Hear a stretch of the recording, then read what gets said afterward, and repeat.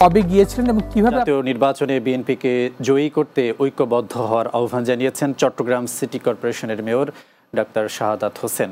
শনিবার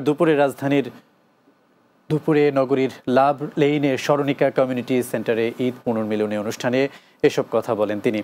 অনুষ্ঠানে বক্তব্য রাখেন বিএনপির ভাইস চেয়ারম্যান মীর মোহাম্মদ নাসিরউদ্দিন, গিয়াসউদ্দিন কাদের চৌধুরী, বিএনপি চেয়ারপারসন উপদেষ্টা ডক্টর সুকোমল বড়ুয়া, কেন্দ্রীয় বিএনপির সম্পাদক ডাক্তার রফিকুল ইসলাম, শ্রম সম্পাদক এম নাজিমুদ্দিন, মহানগর বিএনপির আহ্বায়ক এরশাদুল্লাহ ও কেন্দ্রীয় বিএনপির সাবেক সহ সাংগঠনিক সম্পাদক আবুল হাশেম বক্কর সহ অন্যরা।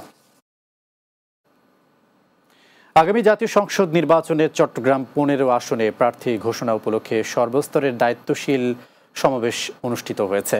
চট্টগ্রামের সাতকানিয়ায় এই সমাবেশ অনুষ্ঠিত হয়। এতে প্রধান অতিথি ছিলেন বাংলাদেশ জামায়াত ইসলামীর সেক্রেটারি জেনারেল অধ্যাপক মিয়া গুলাম পরোয়ার, কেন্দ্রীয় মজলিসে শুরা সদস্য ও চট্টগ্রাম দক্ষিণ জেলার আমির আনোয়ারুল আলম চৌধুরীর সভাপতিত্বে সমাবেশে বক্তব্য রাখেন কেন্দ্রীয় নির্বাহী পরিষদ সদস্য ও সহকারী সেক্রেটারি জেনারেল মাওলানা আব্দুল হালিম মোহাম্মদ শাহজাহান, কেন্দ্রীয় কর্মপরিষদ সদস্য ও চট্টগ্রাম মহানগরী আমির শাহজাহান চৌধুরী, কেন্দ্রীয় কর্মপরিষদ সদস্য অধ্যাপক আহসান উল্লাহ ভূঁইয়া সহ অন্যরা।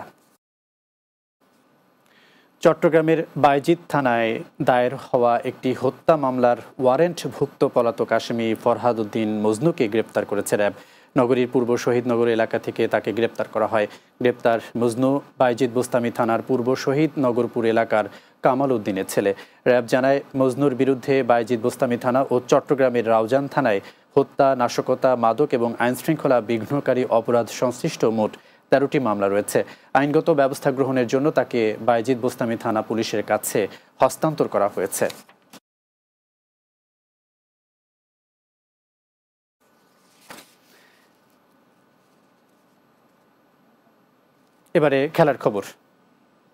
এবারে জানাবো খেলার খবর।